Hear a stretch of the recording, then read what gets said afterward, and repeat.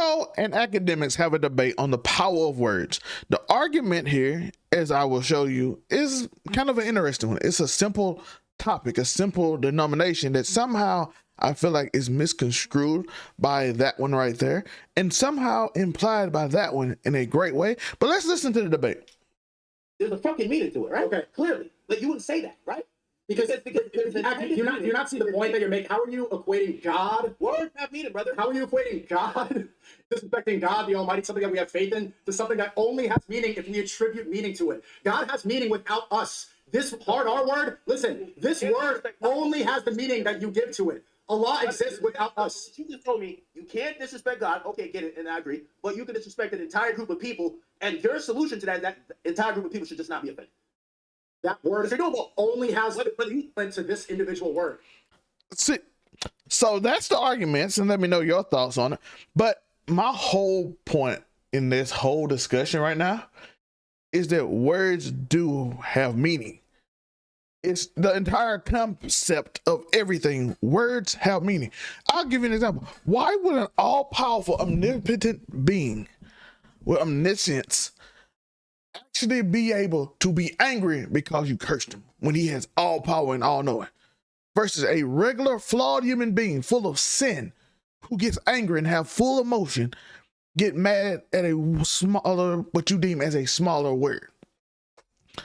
And why come people can get, I don't even get the argument. I'm sorry, I had to pause for a minute on that. But the entire disrespect aspect of disrespecting people since the beginning of time is a natural emotion for people. If I set you off, if I make you angry, if I upset you, you have the right to feel that way. To pretend like people give power to these omnipotent things is insane. Why do you give words power? Because words have meaning. Why do you let people make you angry? Because that's what happens. Why do people want to fight? Because they have emotion. We're human beings. This whole argument that somehow we're supposed to be this righteous, unnerving person, in which even Jesus, if you're a Christian, we're gonna go over the whole thing. If you're a Christian, when those people were stealing money from the poor, basically, and God and Jesus threw over the table. By the way, this is in the Quran. This is Quran too. Jesus in all of these, except for I think certain book. But he throws up the table and said, "You are a den of thieves." He got upset and angry. How dare the Son of God get upset at these human things?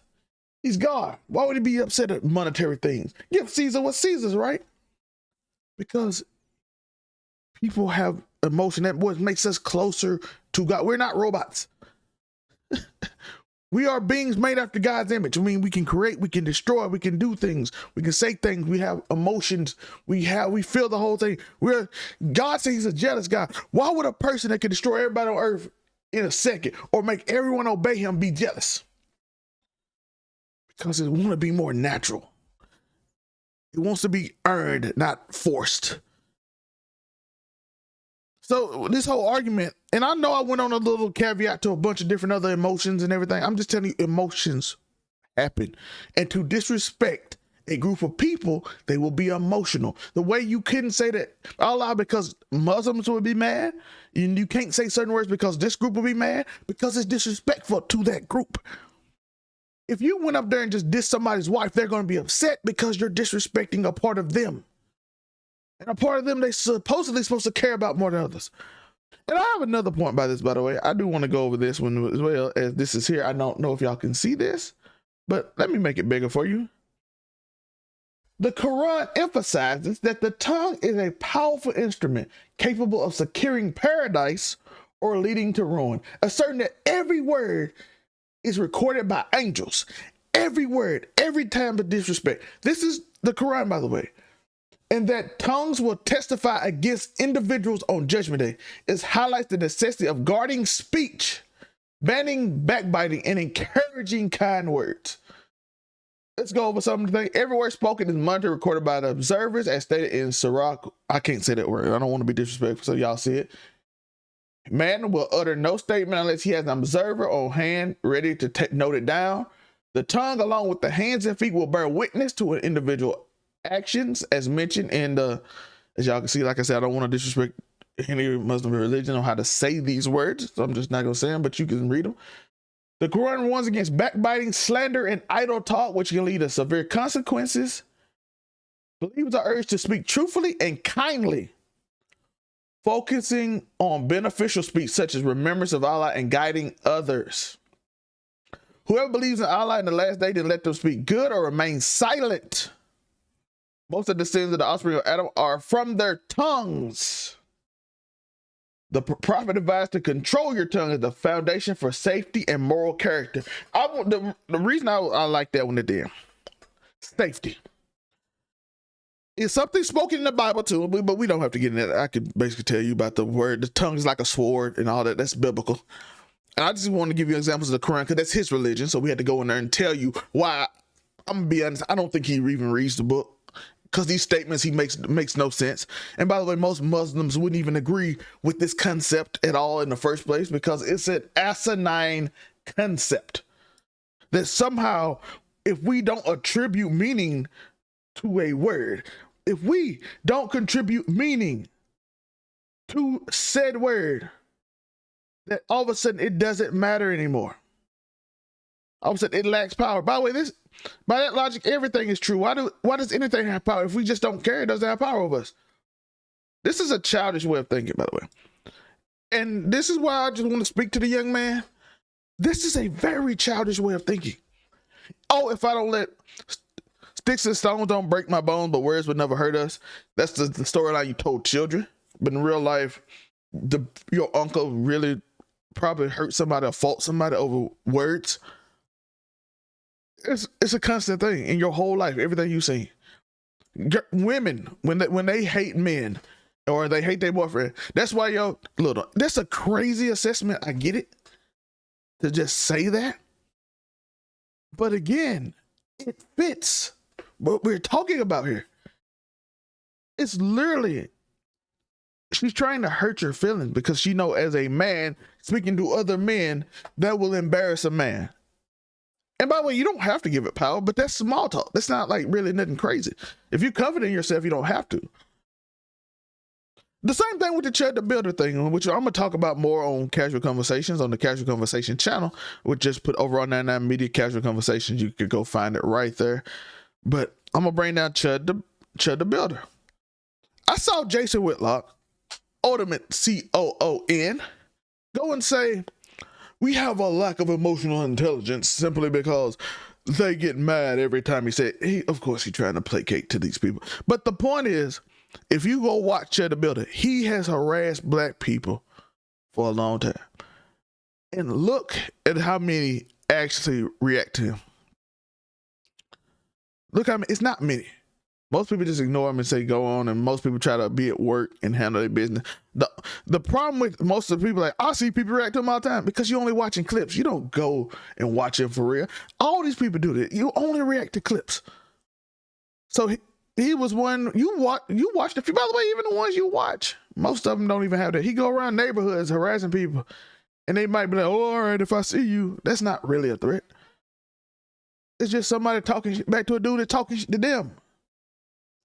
Like, this dude is talking crazy to people, and you act like we supposed to take it? What kind of crap is... Anybody disrespect you, you usually equal back disrespect. An eye for an eye. You can say Jesus turned the other cheek and all that. Some people will. Everybody's not like that. So eventually, something bad might happen to him if he keep up the behavior, because as you saw in the Quran, for safety, control your tongue. For morality and safety, control your tongue. That's literally what it said. In the Bible, it says the tongue is a sword that can cut down nations. As you saw, ruin and demise. We went through the whole group of what the Quran said about it. And I'm giving you some biblical facts too. Every book told you to control your tongue because your tongue can end up getting you in trouble. Your mouth can get you in trouble. Telling people to be... pretending to be this holistic person who doesn't care about words and I'm beyond all of this because I'm emotionally intelligent is stupid. Be your emotionally intelligent to go out there and tell somebody who's not as emotionally intelligent as you and say disrespectful things to them, bad things going to happen to you, therefore making you a fool. What did it say in the Quran too when we heard it earlier? Remain silent. The Bible tells you, a fool speaketh. A wise man knows when to stay quiet. That's Bible. I gave you Quran and biblical if you want it. By the way, that's in the Jewish book too. That's in the older versions of it. It's a similar thing. It's similar talk points. That's literally there. It's in every religious book. To remain, it's wise to shut the up. To SYAUB. I think I said it wrong. No, BU, my bad. But it's wise to do that. And this whole concept that somehow words shouldn't do, that's like a racist dog whistle. When I see people get upset all the time on the internet, these same people out here say this, get upset over the smallest stupid shit that someone say and be ready to fight. I'm not saying Sneako does it. Even though I've seen his feelings get hurt, he hate the CUCK word and he gets emotionally involved in it. But I don't fight though. He invited most critical. If you remember that whole situation, there's a lot going on. But I'm just telling you, this whole idea that somehow words don't mean anything unless you let it, and then the fact that you can't say it because you don't want to disrespect this religion or God, who is omnipotent, but I can disrespect a group of people, is crazy. Words have meaning. It's a simple concept.